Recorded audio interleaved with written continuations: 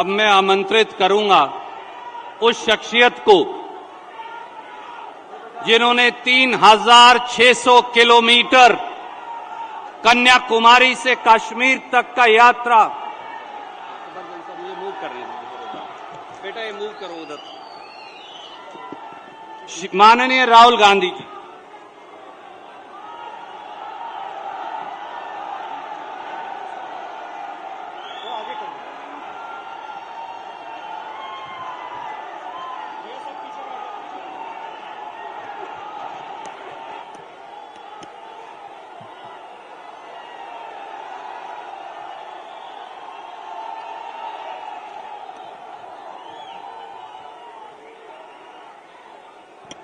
रणदीप सुरजेवाला जी,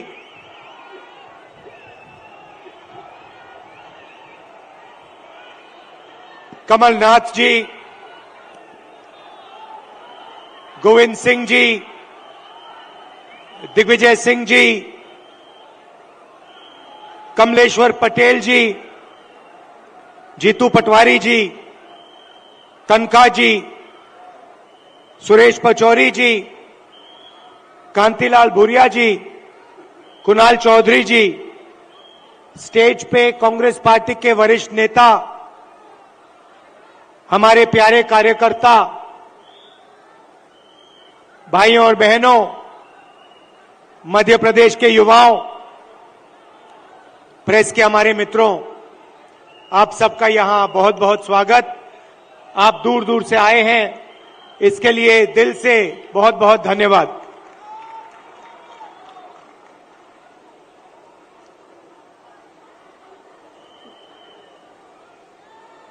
विचारधारा की लड़ाई है। एक तरफ कांग्रेस पार्टी, दूसरी तरफ आरएसएस और बीजेपी। एक तरफ गांधी जी, दूसरे तरफ गोडसे।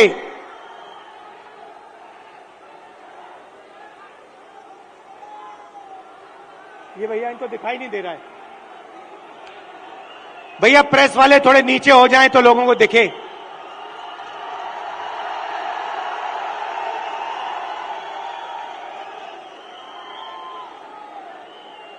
बात सही है, क्योंकि प्रेस वाले हमारी मीटिंग तो दिखाएंगे ही नहीं।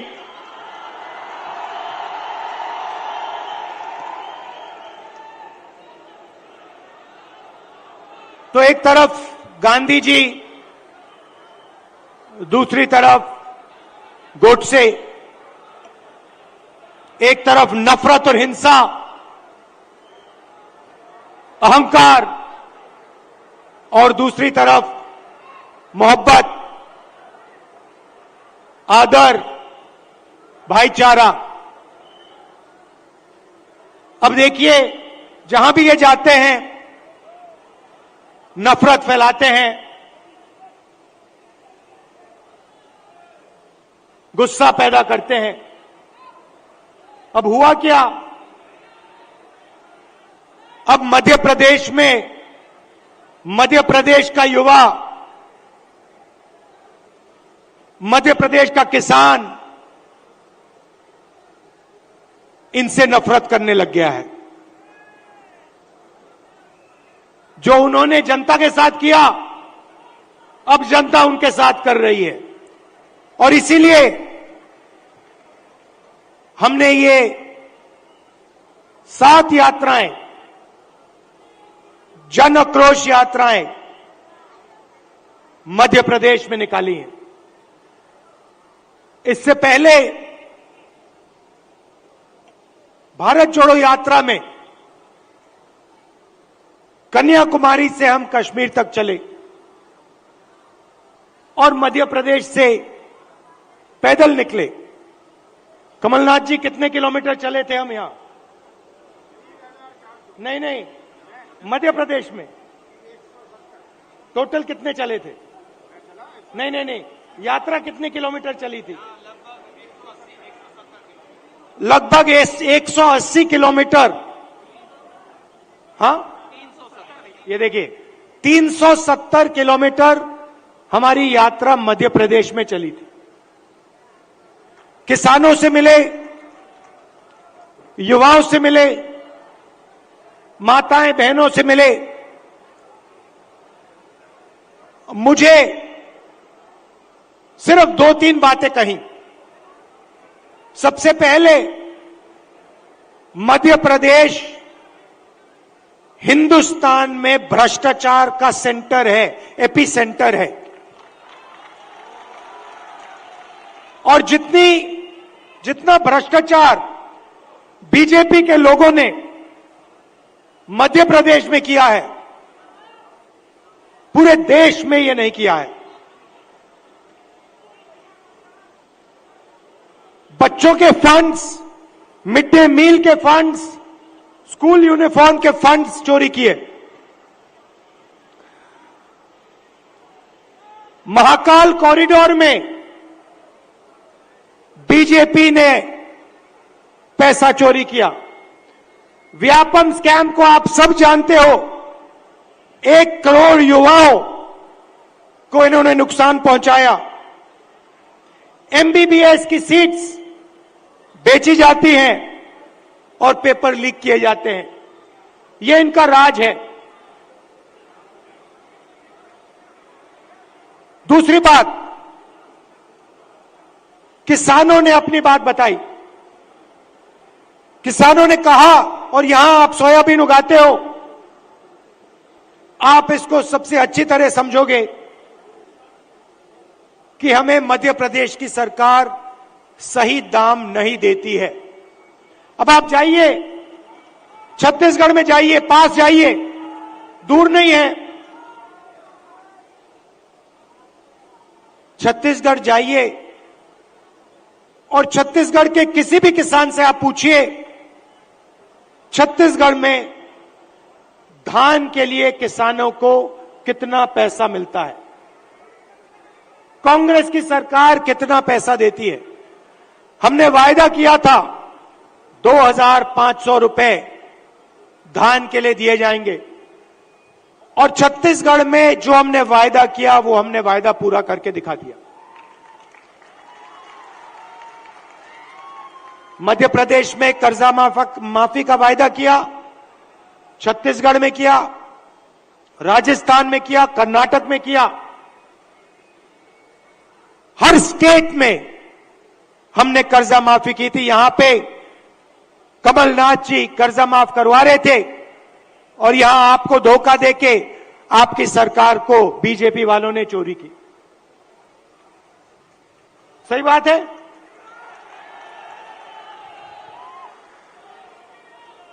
भाई और बहनों, 18,000 किसानों ने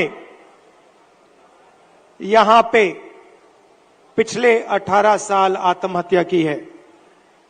3 किसान हर रोज मध्य प्रदेश में मरते हैं। ये इनकी सरकार है। क्यों? क्योंकि ये चुने हुए लोगों के लिए काम करते हैं। पहली बार हिंदुस्तान की हिस्ट्री में पहली बार किसान टैक्स दे रहा है। इन्होंने जीएसटी लागू की और 5 कानून लाए, काले कानून, किसानों को दबाने के, खत्म करने के कानून। हिंदुस्तान के सारे किसान इनके खिलाफ खड़े हो गए। नरेंद्र मोदी जी कहते हैं किसानों के फायदे के लिए मैं ये कानून, काले कानून लाया हूं। अगर किसानों के फायदे के लिए कानून लाए तो किसान सड़क पे क्यों उतरे हैं?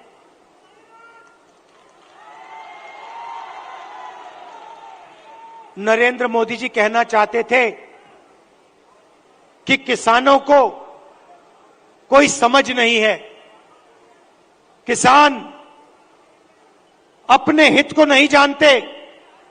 नरेंद्र मोदी कहना चाहते थे कि हिंदुस्तान के 2-3 अरबपति अदानी जी किसान को फायदा पहुंचाने के लिए काम करते हैं।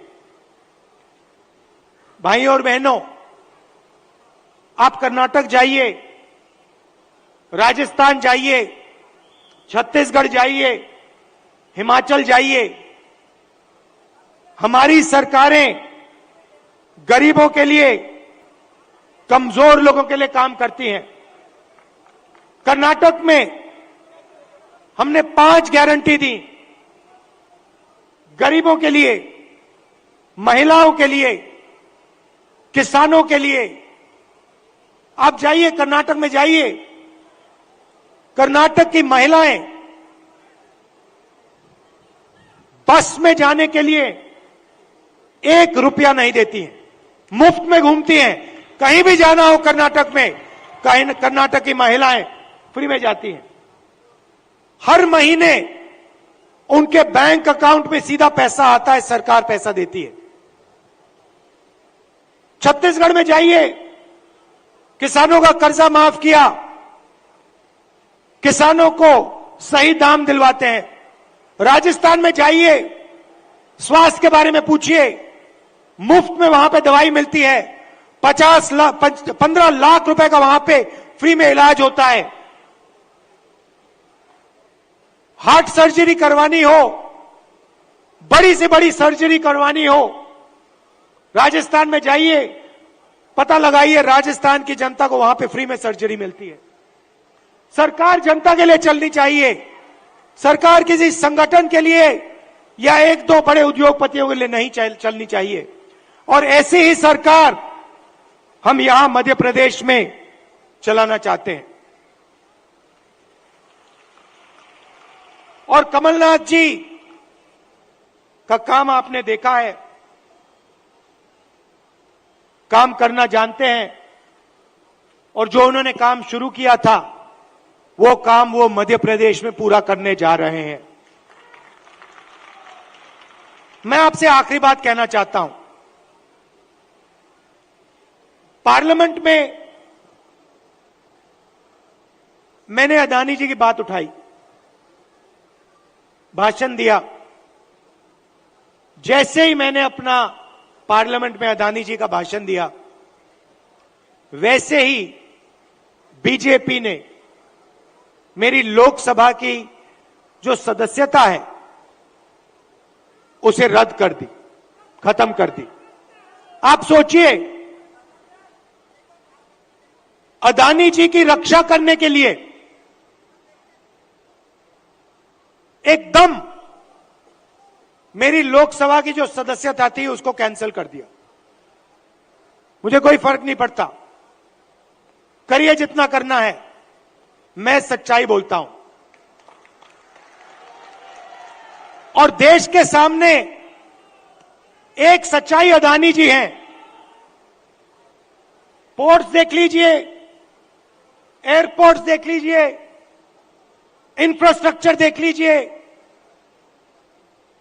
धान के साइलोज देख लीजिए, हर जगह आपको अदानी जी दिखाई देंगे। अदानी जी किसानों के जेब में से हर रोज जेब में से आपका पैसा लिया जाता है। इंफ्रास्ट्रक्चर में, डीजल में, पेट्रोल में, फर्टिलाइजर में आपके जेब में से पैसा निकलता है और सीधा इन 2 उद्योगपतियों के जेब में जाता है। मैंने मीडिया की बात की, मैंने मजाक में कहा कि मीडिया वाले हमारी मीटिंग तो दिखाएंगे नहीं। मोदी जी का चेहरा 24 घंटा दिखेगा, शिवराज जी का चेहरा 24 घंटा दिखेगा। क्यों? क्योंकि इनका रिमोट कंट्रोल अदानी जी के हाथ में है।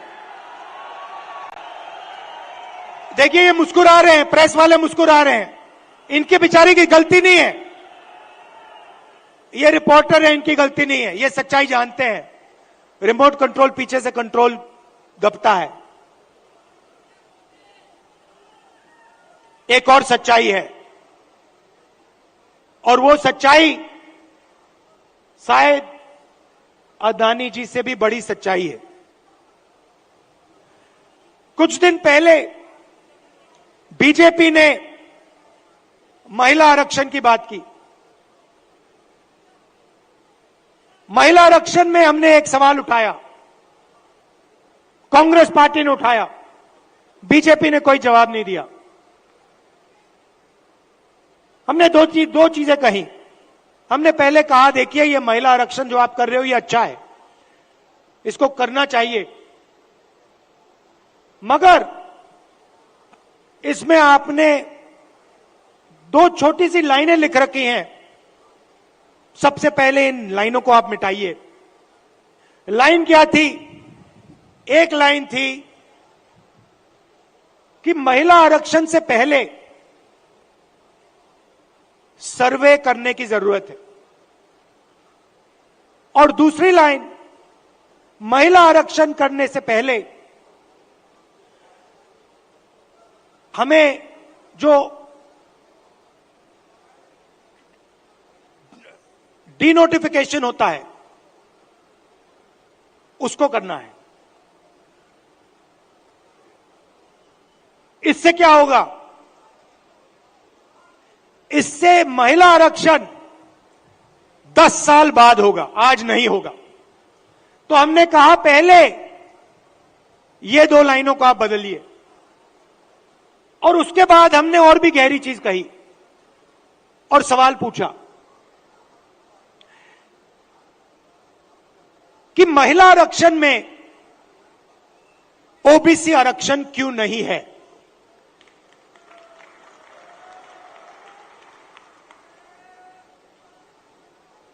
ओबीसी आरक्षण महिला आरक्षण में आपने क्यों नहीं दिया? नरेंद्र मोदी जी, आप कहते हैं कि आप ओबीसी के लिए काम करते हैं, आप ओबीसी के नेता हैं, तो आपने महिला आरक्षण के अंदर के बीच में ओबीसी आरक्षण क्यों नहीं किया? अब भाषण से पहले मैंने आंकड़े देखे और मैं हैरान हो गया। भाइयों और बहनों, नरेंद्र मोदी कहते हैं कि बीजेपी में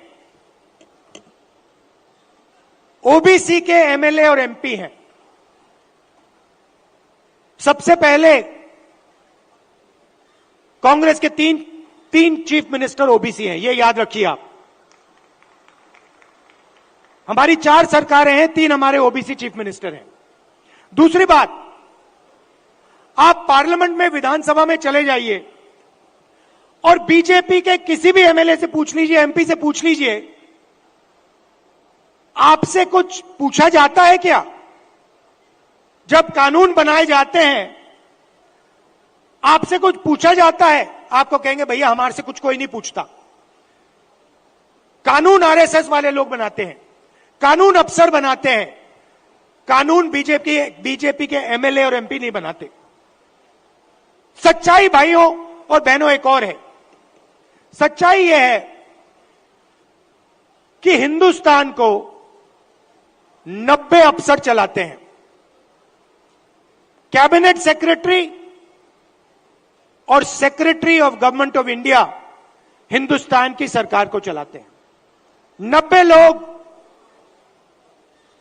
ये कानून बनाते हैं, ये निर्णय लेते हैं पैसा किधर जाएगा, कितना पैसा कहां जाता है। अब मैं आपसे सवाल पूछना चाहता हूं, बीजेपी के 10 साल से सरकार है, 90 अफसर सेक्रेटरी हिंदुस्तान को चलाते हैं। मैं हिंदुस्तान के सब ओबीसी से पूछना चाहता हूं, नरेंद्र मोदी जी कहते हैं आपकी भागीदारी है हिंदुस्तान की सरकार में, मध्य प्रदेश की सरकार में। आप मुझे बता दो, इन 90 अफसरों में से ओबीसी कितने हैं? ओबीसी की आबादी कितनी है पहले यह बताओ। कितनी आबादी है ओबीसी की हिंदुस्तान में? देखो, कोई जवाब नहीं दे सकता, कोई जवाब नहीं दे सकता। क्यों? क्योंकि कास्ट सेंसस नहीं हुआ है। भाइयों और बहनों, लगभग ओबीसी भाइयों की बहनों की 50% आबादी है हिंदुस्तान में। बात समझिए, आबादी 50% है और 90 में से 3 अफसर ओबीसी के हैं। और एक और मजेदार बात बताता हूं, 2 साल पहले आप देखते, 3 साल पहले आप देखते तो हिंदुस्तान की सरकार में, नरेंद्र मोदी जी की सरकार में 90 में से 0 अफसर ओबीसी से थे। यह देश की सच्चाई है।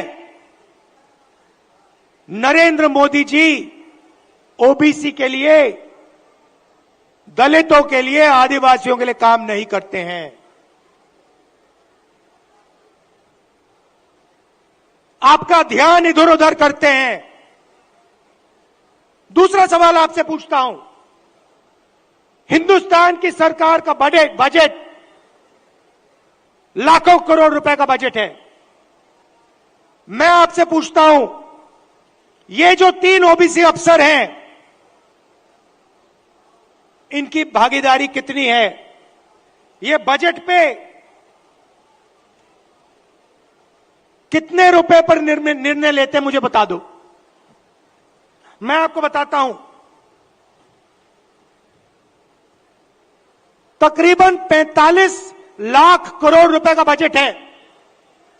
आप मुझे बताओ, ओबीसी अफसर कितने रुपए पर निर्णय लेते हैं, मुझे बता दो। नरेंद्र मोदी जी की ओबीसी की सरकार है, सब शांत, किसी को नहीं मालूम। क्यों? ये आपको नहीं बताना चाहते हैं, आपकी सच्चाई आपको नहीं बताना चाहते। सच्चाई भाइयों और बहनों ये है कि हिंदुस्तान के पूरे बजट में 5% की भागीदारी ओबीसी के अफसरों के हाथ में है। ओबीसी अफसर 3 हैं 90 में से, और 5% बजट को कंट्रोल करते हैं। यह है नरेंद्र मोदी जी का काम। नरेंद्र मोदी जी ओबीसी की सरकार नहीं चलाते हैं। नरेंद्र मोदी जी का काम, जो आरएसएस ने उनको दिया है, आपका ध्यान इधर उधर करने का है, नफरत फैलाने का है, हिंसा फैलाने का है।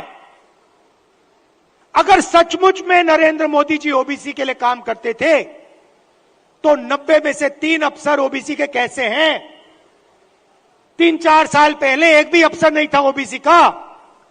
हिंदुस्तान को तो ये चलाते हैं। शिक्षा में कितना पैसा जाएगा, स्वास्थ्य में कितना पैसा जाएगा, नरेगा कैसे बनेगा, भोजन का अधिकार कैसे डिजाइन होगा, ये तो ये 90 अफसर निर्णय लेते हैं। भाई और बहनों, ओबीसी की सरकार नहीं है। और देखिए, जैसे ही मैं ये बात कहता हूं, आप नोट करना, आज मैंने यहां खुले में यह बात बोली है, ये सारे के सारे टीवी कैमरा बंद हो जाएंगे।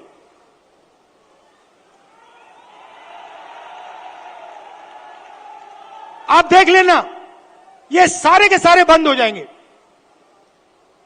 क्योंकि जो सच्चाई है देश की, कि ये जो सारी की सारी लूट हो रही है, ये व्यापम स्कैम जो है, ये सारा का पैसा, ये आपका शिक्षा का पैसा, स्वास्थ्य का पैसा जो चोरी हो रहा है, ये ओबीसी की जेब में से पैसा चोरी हो रहा है।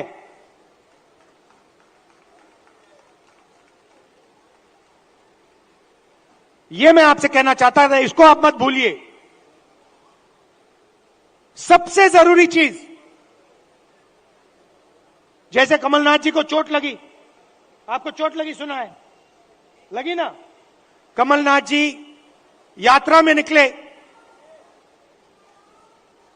रथ के कोने पे खड़े थे, बहुत भारी भीड़ थी, धक्का लगा, घुटने में चोट लगी। कमलनाथ जी जैसे ही आप अस्पताल गए, पहला काम क्या हुआ? डॉक्टर ने पहला काम क्या किया बताइए?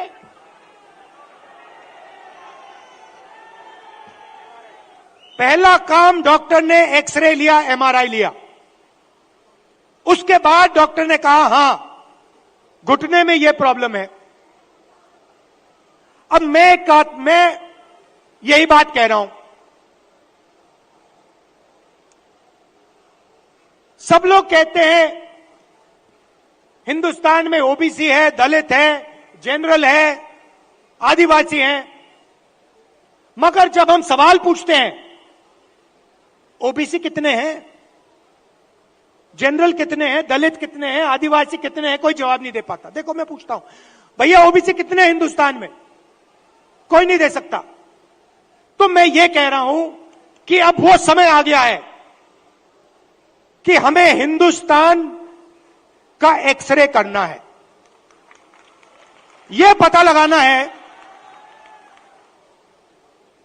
कि अगर 90 अफसर हिंदुस्तान को चला रहे हैं और उसमें से 5% भागीदारी ओबीसी को मिल रही है, तो क्या ओबीसी की आबादी 5% है? क्या हो ही नहीं सकता।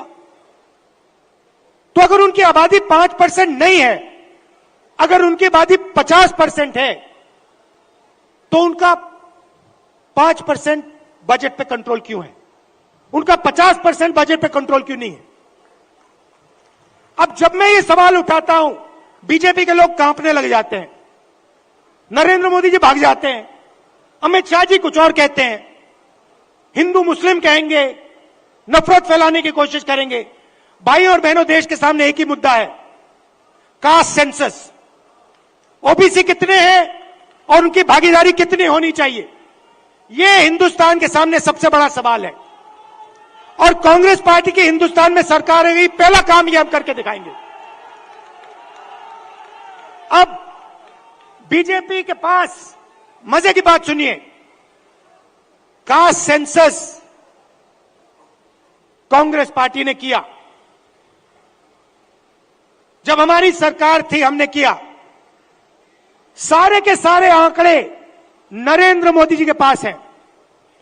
हिंदुस्तान में कौन सी जात की कितनी आबादी है, हिंदुस्तान की सरकार जानती है।